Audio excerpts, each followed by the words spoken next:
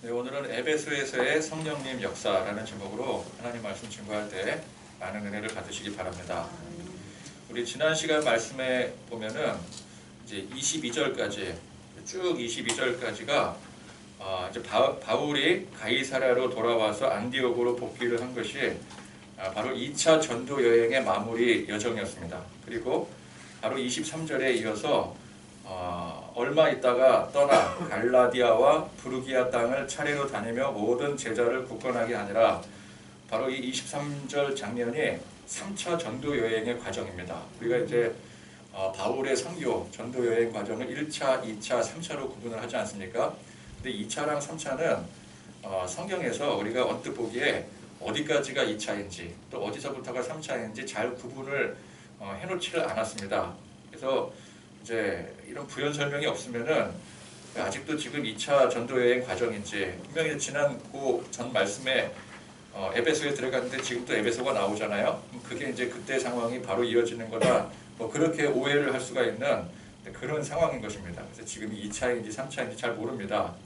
그래서 저도 보면서 이거 기왕 성경이 기록될 거면은 좀 이런 중요한 사건들은 좀 구분을 지어서, 그래도 뭐 18장까지는 2차 전도여행 마무리로 하고 19장부터 3차 전도여행 딱 시작을 하면은 보는 사람도 깔끔하고 이해하기도 좋고 그럴 것 같은데, 성경 그런 거 없이 바로 22절, 23절에서 2차 마무리하고 3차 시작하는 것을 아무런 부연 설명 없이 바로 이어서 기록을 했다라는 것이죠. 그렇게 된 것은 성경이 바울의 전도 여행에 대해서 굳이 1차, 2차, 3차로 구분할 필요가 없었다라는 뜻이 되는 것이죠. 그러니까 훗날 학자들이 명확한 이해를 돕기 위해서 1차, 2차, 3차로 구분을 한 것이지, 성경의 관점은 매 순간 성령님의 인도하심으로 이끄시는 대로 갔다. 그게 뭐 1차면 어떻고 2차면 어떻고 3차면 어떻느냐, 그게 중요한 것입니다. 그래서 우리도 굳이 1차, 2차, 3차를 구분을 하는 것이 이해를 돕기 위한 구분인 것입니다. 그렇죠? 그래서 그 이해를 돕기 위해서 우리도 이제 성경을 보면서 이해를 해야 되잖아요. 근데 이제 이해를 하는 입장에서는 또 제대로 구분을 할 필요가 있기 때문에 그 3차 전도 여행 과정을 이제 그림으로 보면은 이렇습니다. 이게 이제 해상도가 좀 많이 떨어져서 어차피 해상도가 높아도 글씨 잘 안 보일 거예요, 그죠? 글씨 잘 안 보이는데 그냥 보면은 빨간색이 2차 전도 여행 여정이고 파란색이 3차 전도 여행 여정입니다. 빨간색, 파란색 화살표 길은 보이시죠? 네. 그래서 보면은 저거 복잡하게 볼 필요는 없고, 대략 봤을 때 빨간색 화살표와 파란색 화살표가 대충 지역이 겹쳐진다라는 것을 알 수가 있어요. 그것만 이제 확인시켜 드리려고 저 사진을 띄운 겁니다. 그래서 봤을 때 3차 전도 여행은 2차 전도 여행 그 지역을 다시 한번 재차 방문하는 여정이었음을 알 수가 있는 것이죠. 그래서 23절에 갈라디아와 부르기아 땅을 차례로 다녔다고 했는데, 이 갈라디아와 부르기아 땅이 저기 이제 소아시아 지역이 이제 에게해를 중심으로 오른쪽 저 넓은 저 땅이 이제 소아시아 지역이거든요. 근데 거기를 말하는 것이고, 그래서 이제 2차 전도 여행 끝나고 돌아와서 먼저 계획은 저 소아시아 지역을 돌고 그 다음에 여정을 더해서 2차 전도 여행 때는 이제 저 에게해를 건너서 그리스 본토로 들어갔지 않았습니까?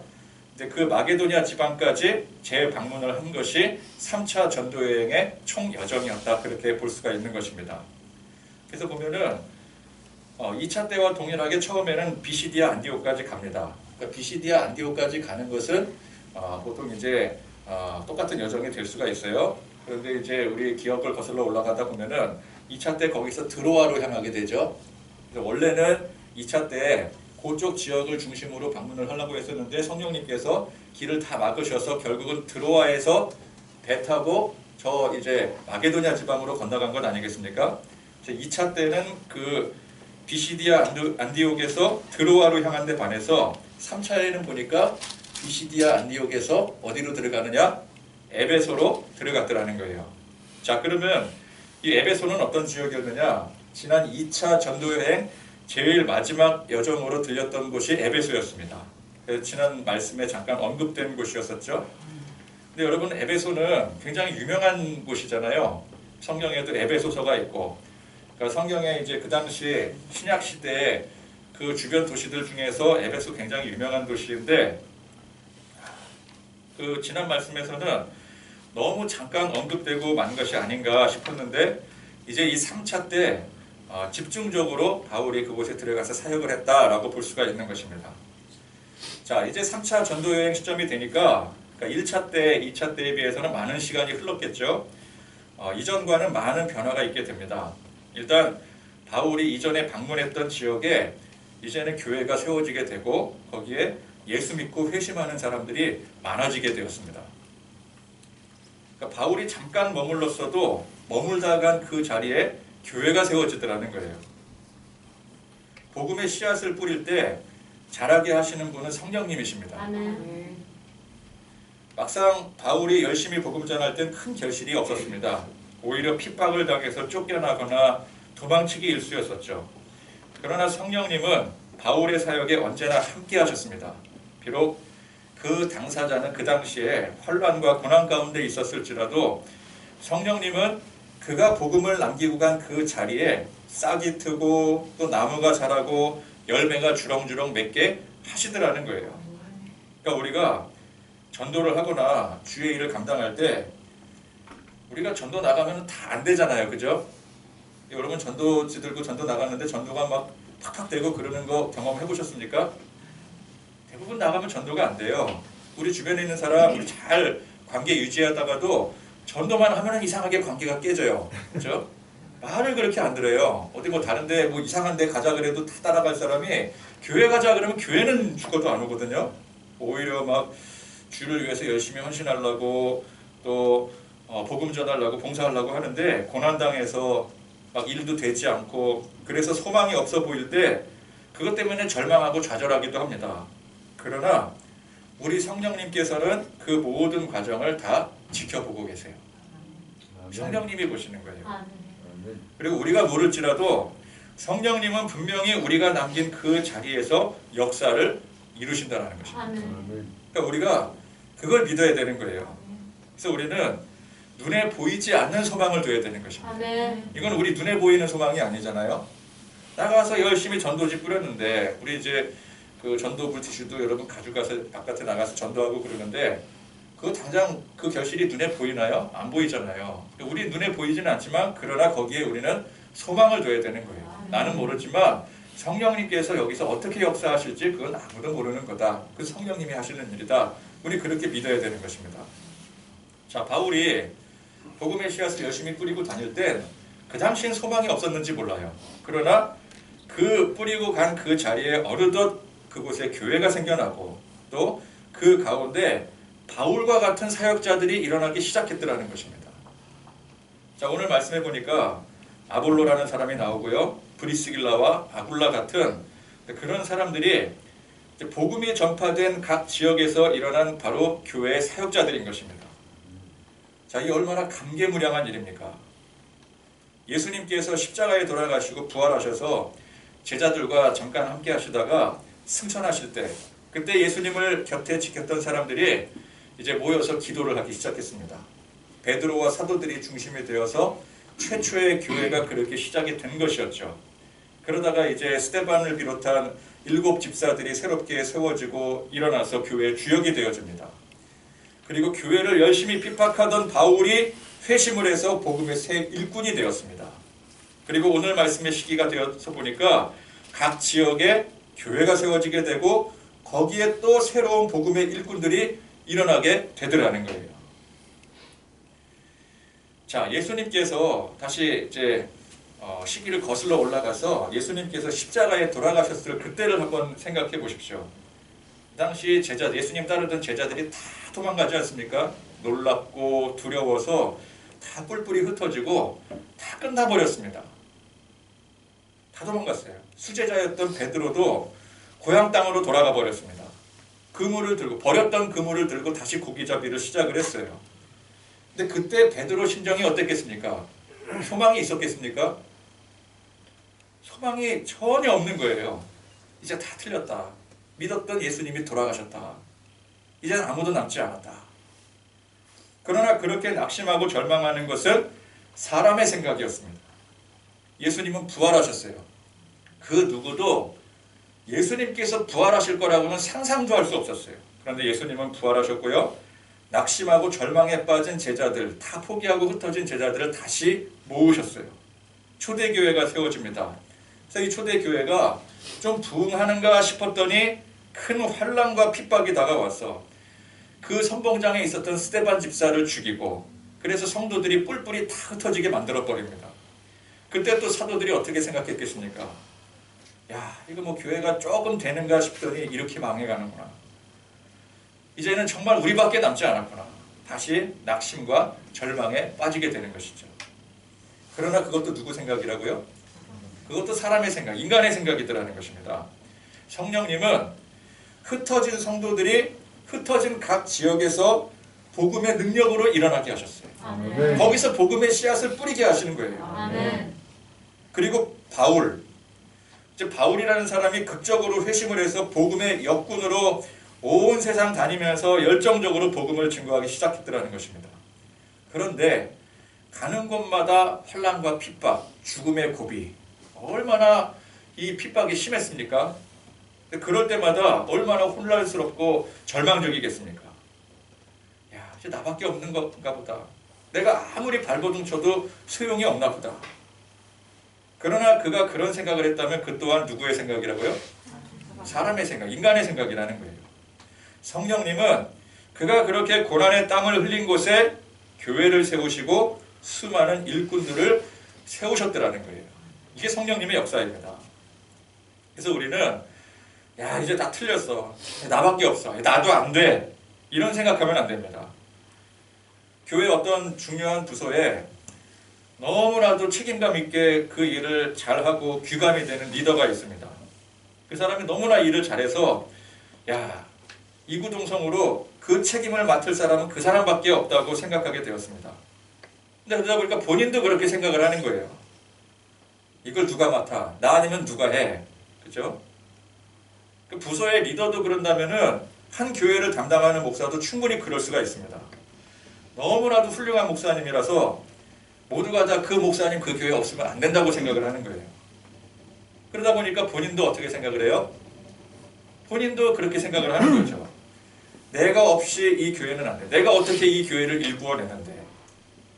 그래서 정년이 됐는데도 은퇴를 못 하세요. 근데 또 어떻게 뭐 법적으로 정해진 것이기 때문에 은퇴는 해야 되잖아요. 그 은퇴는 해놓고 후임 목사 세워놓고, 그러니까 자꾸 자기 자식을 이제 세우려고 하는 거예요. 그 후임 목사 세워놓고 실질적으로는 그 뒤에서 다 이제 백에서 이제 다 조종을 하는 거죠. 이렇게 인형 조종하듯이 그 자리를 실질적으로 내려놓지를 못해요. 그런 태도는 결코 바람직하지 못한 것입니다. 그렇게 생각하는 사람들은 대단히 큰 착각을 하고 있어요. 그 사람이 훌륭해서, 그 사람이 잘해서 이렇게 된 줄 알고 있어요. 그러나 정말 사람들의 생각처럼 그 한 사람이 훌륭해서 잘 되는 것이라고 한다면 그 일은 하나님의 일이 아닌 거예요. 그죠? 여러분 한번 생각을 해보세요. 아, 그래도 그 사람이 있었으니까 이 정도 된 거 아니냐? 그 사람이 없었으면 이거 안 됐지. 그러면은 그 일은 하나님의 일이 아닌 거예요. 그렇게 생각을 해야 돼요. 그건 사람의 일입니다. 사람의 능력으로 감당한 거예요. 어떤 사람이 야, 내가 없었으면 이게 됐겠냐? 맞는 말이에요. 그 사람 없었으면 안 됐어요. 그러면은 맞는 말인데 그 일은 하나님의 일이 아닌 거예요. 그러니까 우리는 그렇게 생각을 해야 돼요. 그 사람을 평가절하하는 게 아니라 그 사람 능력이 있는 게 맞아요. 그 사람의 능력으로 이루어지는 게 맞다면 그것은 사람의 능력으로 된 일이지 하나님의 능력으로 된 일이 아니라는 것을 우리가 알아야 되는 거예요. 이해가 되십니까? 그러니까 하나님의 일이라면 하나님이 하셔서 되는 일이지 누군가가 잘해서 되는 일이 결코 아닌 것입니다. 나 없으면 안 돼. 이거 대단한 착각입니다. 너 없으셔도 돼요. 하나님이 안 계시면 안 되는 것이지 누가 없어서 안 된다면 그 사람이 하나님의 역할을 대신하고 있는 거예요. 그러니까 누구든 그 사람이 있으니까 되는 게 아니라 하나님이 그 사람을 통해서 역사하시니까 되는 것입니다. 아멘. 그러면 그 사람 대신에 다른 사람이 그 자리에 있어도 하나님이 또한 그 사람을 통해서 역사하시니까 되는 거예요. 근데 또 우리는 이렇게 생각을 하죠. 그 사람이 있었으니까 되는 거지 그 사람이 아니라 다른 사람이 있었으면 안 됐지. 그러면 그게 무슨 일이라고요? 그 사람의 일인 거예요. 그 하나님의 일이 아닌 거예요. 자, 이렇게 어떤 일이건 하나님이 주체가 되신다면 나 없이 안 된다는 생각, 그 사람이 없으면 큰일 난다는 생각을 과감하게 떨쳐버릴 수가 있는 것입니다. 하나님이 주체가 되시지 않으니까 나 없으면 안 된다는 생각, 그 사람이 없으면 큰일 난다는 생각에 사로잡혀 버리고 마는 것이죠. 그러니 사람들이 자꾸만 사람을 우상으로 만들어버리고 또 그런 대단한 착각에 빠져 사는 사람이 교만의 표본이 되고 마는 것입니다. 바울은 물론 선교의 역사에 있어서 사도행전의 역사에 있어서 매우 중요한 인물입니다. 그러나 바울 혼자가 아니라는 거예요. 바울 한 사람의 능력으로 이 모든 역사가 써 내려가진 게 아니라는 것입니다. 전능하신 하나님께서 바울이라는 사람을 매개체로 이 놀라운 복음의 역사를 일으키신 것입니다. 그렇기 때문에 설령 바울이 아니었더라도 제2의 바울, 제3의 바울을 통해서라도 하나님은 동일하게 역사하시는 것이죠. 아멘. 하나님의 일이라면 하나님이 역사하시는 거예요. 아멘. 여러분, 하나님이 사람 없다고 일 못하십니까? 우리는 사람 없으면 일 못해요. 그렇죠? 그렇잖아요. 여러분, 어느 단체를 가건 일 돌아가는 거 보세요. 누구 때문에 돌아가는 게 맞아요. 그죠? 어떤 부서에 출중한 한 사람이 있기 때문에 그 부서가 돌아가는 거예요. 어떤 회사에 출중한 사람들이 있기 때문에 그 사람들 중심으로 돌아가는 거라고요. 그러나 하나님은, 우리 하나님이 그런 사람 없다고 일 못하십니까? 아니에요. 대단한 영웅이 없다고 하나님 일 못하세요? 아닙니다. 하나님은 그냥 몹쓸 사람, 범죄자, 그냥 한없이 부족한 사람 데려다가 만들어서 쓰세요. 아멘. 그러니까 성경에 가만히 보면은 성경에 위대하게 쓰임받은 사람들이 처음부터 위대했던 사람들이 아니에요. 바울은 보세요. 범죄자예요, 범죄자. 예수님 편에 보면은 영락 없는 범죄자 아니겠습니까? 그런 사람들 데려다가 하나님이 고쳐 쓰시는 거예요. 우리는 고쳐 쓰는 게 불가능해. 우리 그러잖아요. 사람 고쳐 쓰는 거 아니다. 그러잖아요. 그죠? 그만큼 힘들다는 거죠. 그러나 하나님은 그냥 고쳐서 쓰시는 거예요. 망가졌냐? 내가 고치면 되지. 근데 우리는 그런 능력이 없잖아요. 하나님은 그런 능력이 있으시기 때문에 하나님이 하시는 거예요. 아멘. 자, 바울이 이제 우리 지난 말씀에서 봤을 때 2차 전도 여행 때 이제 처음 에베소에 들어갔을 때 보니까 에베소에 들어가서 복음 전하고 사역한 기간이 얼마 되지 않았었습니다. 근데 보니까 거기에서는 특별한 핍박도 없었고요. 오히려 복음의 영향을 받은 사람들이 좀 오래 더 머물러 달라고. 그러니까 그만큼 바울이 금방 떠나려고 하니까 사람들이 너무 왜 이렇게 금방 가시려고 합니까? 우리 이제 복음 받아들였는데 우리를 케어해 주시고 더 열심히 가르쳐 주시고 하셔야 되는데 왜 그냥 가시려고 합니까? 그래서 오히려 더 오래 머물러 달라고 권하기까지 했는데 바울이 스스로 떠났어요. 그러면 왜 바울이 그 상황에서 더 머물러 달라는 권유도 뿌리쳐 가면서까지 떠났습니까? 이 지역에 도대체 관심을 두지를 않아서 그랬습니까? 뭔가가 영 이렇게 기후도 안 맞고 뭐 음식도 안 맞고 여기는 좀 내가 있을 곳이 아니다. 그런 생각을 했을까요? 아니면은 너무 이렇게 오랫동안 하다 보니까 지치고 괴로워져서 이제 빨리 집에 가고 싶어. 그런 생각으로 떠났을까요, 바울이? 그랬겠습니까? 아니겠죠? 그럼 왜 떠났을까요? 왜 떠나겠어요? 성령님이 인도하시니까 떠났죠. 성령님이 이끄시는 대로 가는 거예요. 그렇죠? 자, 고린도에서는 얼마 동안 있었습니까? 최소 1년 6개월 있었어요. 고린도에서는. 그러니까 고린도에서는 1년 6개월 있었다면은 그 상식으로 봤을 때 에베소에도 한 그 정도는 못해도 1년은 있어야 되잖아요. 근데 고린도에서는 그렇게 오래 있었으면서 에베소에서는 방금 얼마 있지 않고 바로 떠났단 말이에요. 그럼 왜 그런 차이가 날까요? 그럼 우리는 모릅니다. 성령님께서 왜 그런 차이를 두셨는지 우리는 몰라요. 중요한 것은 성령님께서 각각 필요에 따라 머물게 하시는 거예요. 그러니까 성령님께서 고린도에서는 1년 6개월 동안 있을 필요가 있으시니까 두신 거예요. 에베소에서는 지금 당장은 그럴 필요가 없으시니까 빨리 떠나게 하신 거예요. 중요한 건 바울이 자기 생각대로 사역하는 게 아니잖아요. 성령님이 이끄시는. 아까도 우리 저기서 이제 2차 때 저 드로아에서 건너간 것이 자기 뜻을 자기 생각에 건너간 게 아니었어요. 자기는 원래 다른 지역을 가려고 했었는데 성령님께서 비두니아에 가려고 하는 거 막고 다 막고 하셔가지고 결국은 환상 가운데 마게도냐로 건너가라. 항상 성령님이 이끄시는 대로 간단 말이에요. 그런데 어느 지역에서는 1년 6개월 있었고 어느 지역에서는 제발 있어달라고 부탁하는데도 만류를 뿌리치고 떠나가고. 그러니까 성령님께서 판단하시기에 여기는 그만큼 있을 필요 있고 여기는 뭐 그 정도 있을 필요가 있다. 그거는 성령님의 판단이기 때문에 그 우리가 잘 몰라요. 왜 그런지 잘 몰라요. 그러니까 어쨌건 간에 성령님께서 바울로 하여금 여러 사람들의 권유에도 불구하고 에베소를 떠나게 하신 이유는 우리는 정확하게 모르지만 분명한 것은 성령님께서 그 당시 그곳에서 이루고자 하신 목적을 달성했기 때문일 것입니다. 그죠? 성령님이 필요한 만큼의 그 목적을 이루셨기 때문에 떠나게 하시는 거예요. 그러면 우리의 눈에, 사람의 눈으로는 그럼 도대체 뭘 달성했단 말이야? 뭔 결과물이 있는 거지? 아직도 이렇게 많이 부족한데? 그렇게 생각할 수 있지만 우리가 생각하는 것, 우리가 판단하는 것과 성령님이 판단하시는 것은 다른 거예요. 우린 그거를 모르죠. 모르더라도 중요한 것은 뭐예요? 아, 성령님이 올바른 판단을 하셨거니 라고 생각하고 믿음으로 나가는 것이죠. 아멘. 자, 그렇게 성령님의 인도하심에 따라 얼마 머무르지 않았던 이 에베소에 복음의 씨앗이 뿌려지게 되었고 열매를 맺게 되었습니다. 그곳에 교회가 세워지게 되고 복음의 훌륭한 일꾼들이 성장하더라는 거예요.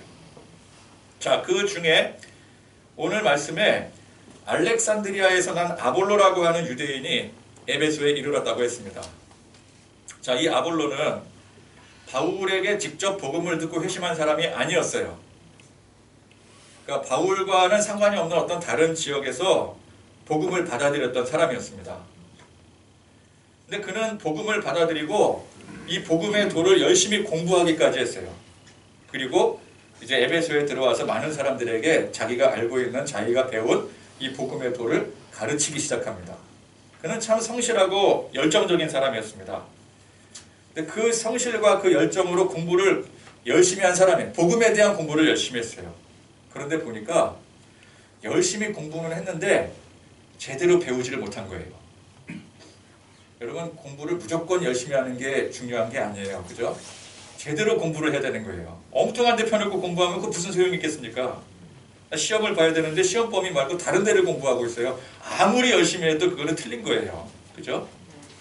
제대로 배워야 돼요.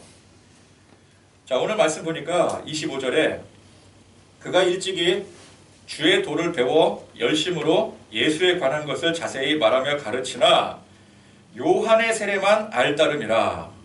자, 요한의 세례가 무엇입니까? 세례 요한, 그죠? 원래 세례 요한이 장차 오실 예수님을 미리 예비하는 사람이었습니다. 그래서 요한의 세례는 완전한 세례가 아니라, 완성된 세례가 아니라 장차 오실 예수님 세례의 모형이었습니다. 그래서 완전한 세례는 뭐예요? 요한의 세례가 아니라 예수님의 세례죠. 아멘. 그래서 정작 요한은 그런 낮고 겸손한 자세로 예수님을 예비하는 역할로 사명을 감당했는데 이제 요한을 따르던 많은 제자들이 있지 않습니까? 근데 그 제자들 중에는 그걸 잘 모르는 사람들도 많았어요. 거기다가 이제 나사렛에서 온 예수라는 사람은 그 당시에 막 잘 나가고 막 뜨고 있는데 요한은, 자기 스승인 요한은 헤롯 왕에게 잡혔다가 비참한 죽임까지 당하게 됐지 않습니까?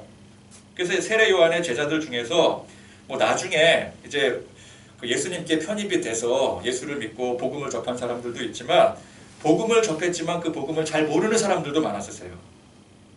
그러니까 아볼로가, 오늘 말씀에 나오는 아볼로가 뭐 어떤 과정에서 어떻게 복음을 배웠는지 잘은 모르겠지만 그의 삶의 여정 중에 세례 요한의 제자들의 영향을 받은 것입니다.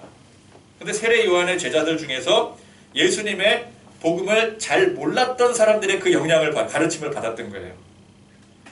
그래서 주의 도를 배워서 예수를 믿는다고는 하는데 그것도 열심히 공부를 해서 가르치기까지 했는데 정작 진짜 복음의 진리를 모르는 것이었습니다. 그러니까 복음의 현장에는 뭐 이런 사람 저런 사람 다양한 부류의 사람들이 있습니다. 복음을 잘 모르면서 복음을 가르치는 사람들도 많이 있습니다. 물론 어느 누가 복음을 확실하게 완벽하게 안다고 자신할 수 있겠습니까?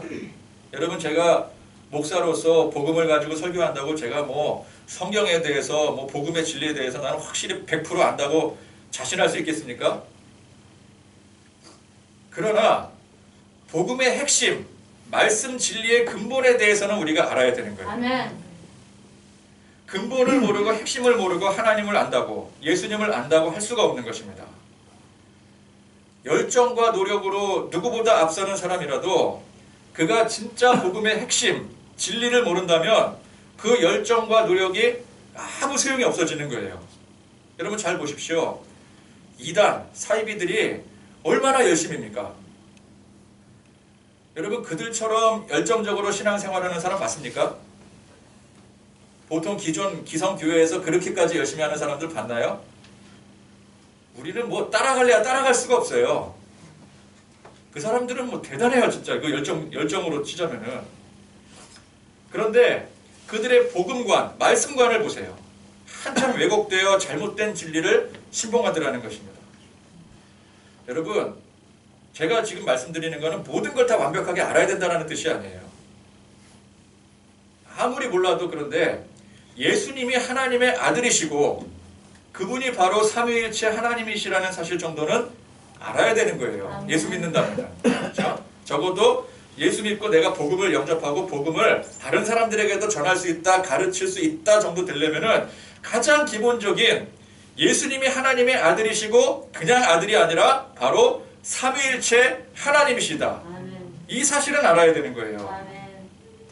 예수님의 십자가 보혈을 믿음으로 죄사함의 구원에 이르게 된다라는 복음의 핵심 정도는 알아야 되는 거예요. 다 모르더라도, 아무리 모르더라도 이 정도는 알아야 돼. 그죠? 그런데 예수님 말고도 뭐 동급의 하나님의 아들이 또 있다든지 아니면은 뭐 딸이 있다든지 아니면은 뭐 어머님 하나님이 계신다든지 또 예수님 십자가 외에도 구원을 받을 다른 길이 있다든지 인간의 노력을 자꾸만 강조를 한다든지 야, 천국을 가는데 우리가 노력 없이 어떻게 갈 수 있겠냐, 믿음만 가지고 가는 건 말도 안 된다. 그래서 자꾸만 우리의 노력, 헌신, 또 열정 그런 거를 강조를 한다든지 이거는 복음의 본질, 근본을 완전히 벗어난 거예요. 그런 사람이 신념을 가지고 가르치면 어떻게 되겠습니까? 매우 열정적인 신념으로 가르친다면 아무것도 모르는 사람들이 그게 맞는 줄 알고 워낙 신념을 가지고 열심히 가르치니까 거기에 영향을 받게 되고 그래서 많은 사람들이 나도 기독교인이라고 나도 예수 믿는다고 하는데 사실 전혀 엉뚱한 사이비를 믿고 있는 거예요. 자, 그래서 오늘 말씀에서처럼 요한의 세례가 중요한 게 아니라 예수님의 세례가 중요한 것입니다. 이건 비단 세례에 대한 내용이 아니고 복음에 대한 내용인 거예요. 우리가 진짜 복음을 알아야 된다는 거예요. 복음의 진리를 바로 알고 전파해야 되는 것입니다. 그런데 아볼로는 열정과 노력으로 열심히 공부해서 왜곡된 진리를 가르치고 있으니 이게 문제가 되는 것이죠. 자, 그런데 자, 에베소에 들어와서 이 아볼로가 잘못된 진리를 열심히 가르치고 전파하고 위험한 짓을 하고 있었는데 여기 또 누가 있었습니까? 브리스길라와 아굴라. 두 사람 부부죠? 누가 부인입니까? 브리스길라. 근데 브리스길라 이름이 먼저 나오고 있어요. 네, 우리 이제 여성분들 이렇게 좀 어깨가 이렇게 으쓱해지지 않습니까? 맞아. 교회는 여자가 우선이야. 그죠? 자, 브리스길라와 아굴라 유명한 부부 아니겠습니까? 자, 원래 이 사람들은 고린도에서 바울을 만났던 사람이었어요. 그죠? 처음. 근데 거기서 이제 복음으로 회심을 하고 바울의 가르침을 열심히 잘 받아서 성장했던 사람들이었습니다. 근데 원래 이제 이 부부가 직업이 천막을 만들어서 파는 사람들이었었잖아요. 근데 이제 회심 이후에 바울의 훌륭한 조력자가 되어서 바울이 가는 곳마다 동행을 했던 사람들이 되었습니다. 그래서 고린도에 있던 브리스길라와 아굴라가 바울을 따라서 에베소까지 갔습니다. 그래서 이제 에베소에서 있을 때 바울은 금방 에베소에서 떠났잖아요. 바울이 일단 원래 본거지였던 안디옥으로 돌아가게 되고 그때 이 브리스길라와 아굴라가 에베소에 남아있게 된 것이었죠. 자, 브리스길라와 아굴라는 바울에게 복음의 진리를 제대로 배웠던 사람들이었습니다. 그러니까 제대로 된 일꾼들이라고 볼 수가 있어요. 그러니 바울이 에베소에 있던 당시에 여러 사람들의 요청에도 불구하고 미련 없이 에베소를 떠났을 때 한편으로는 브리스길라와 아굴라라는 든든한 사역자들을 여기에 남겨두고 가기 때문에 믿고 맡기고 떠날 수도 있었던 것이었습니다. 자, 브리스길라와 아굴라가 이제 아볼로라는 사람이 들어와서 복음을 열심히 가르치고 있더라. 야, 이거 참 반가운 소리구나. 참 대단한 사람이구나. 그래서 가만히 봤더니 이 복음이 잘못된 복음인 거예요. 왜? 브리스길라와 아굴라는 제대로 배웠잖아요. 그러니까 보니까 이 잘못됐어요. 그걸 단번에 알았습니다. 그래서 이 아볼로를 데려다가 정확히 가르쳐줬어요. 자, 그런데 아볼로는 고집이 센 사람이 아니었습니다. 그는 자기보다 먼저 복음을 받아들였는지 그건 정확하게 모르겠지만 어쨌건 바울에게 복음을 받아들이고 정확히 배운 그 브리스길라와 아굴라를 존중했더라는 거예요. 내가 틀렸음을 인지하고 두 사람을 통해서 틀린 것을 바로잡고 다시 제대로 배우는데 주저하지 않았습니다. 그러니까 여러분, 진리를 진리대로 가르치고 배우는 것도 중요하지만 틀린 것을 인정하고 제대로 배우는 것 또한 중요한 거예요. 아, 내가 틀렸구나. 틀렸을 때 내 틀린 것을 그대로 인정할 줄 알고 새로운 것을 받아들일 줄 아는 그것이 매우 중요한 것이죠. 그것은 훌륭한 인품과 태도에서부터 비롯된 것이었습니다. 자, 그래서 아볼로가 이제 브리스길라와 아굴라를 통해서 복음의 진리를 제대로 배우고 그리고 나서 이제 다른 곳 아가야라는 곳에까지 건너가서 거기서 이제 형제들의 격려 속에서 열심히 복음을 전파하니 그 은혜로 인해서 많은 사람들에게 유익을 주게 되었더라는 것입니다. 자, 바울이 비록 에베소에 머문 기간은 얼마 되지 않았으나 그곳에 교회가 세워지고 또 바울 못지않은 훌륭한 일꾼들이 자라나게 되고 혹 그 과정에 잘못된 진리를 배워서 전하던 사람이 제대로 된 진리를 다시 배워서 무장을 하게 되고 또 훌륭한 일꾼으로 성장하게 되고. 여러분, 이런 교회를 무슨 교회라고 하죠? 되는 교회라고 그러죠. 되는 교회. 좋은 교회. 다른 말로 뭐라 그래요? 주께로 나아가는 교회. 줄임말로 뭐라 그래요? 주께로 교회. 자, 그런데 이 과정에 바울이 한 거는 없었어요. 그죠? 바울은 그 자리에 있지 않았어요. 근데 바울이 떠났는데 그 자리에 그런 역사가 일어나게 되더라는 것입니다. 자, 바울이 2차 전도 여행 때는 에베소에 들렸을 때 오래 머물지 않았지만 이제 3차 전도 여행에 가서 이제 오늘 말씀 이후에 바울이 이제 에베소에 들어갔을 때 이 말씀이 보면 에베소에서의 사역이 꽤 길게 나와요. 그러니까 3차 전도 여행에 가서는 에베소에 다시 머물면서 거기서 많은 사건들이 일어나게 됩니다.